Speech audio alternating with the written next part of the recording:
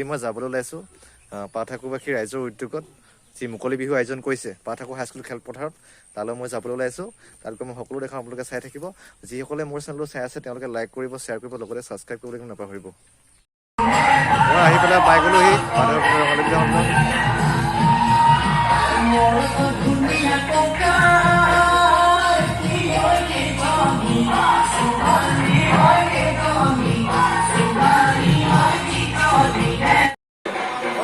এইফালে আমাৰ সত্যেন্দ্ৰ পাই আছে।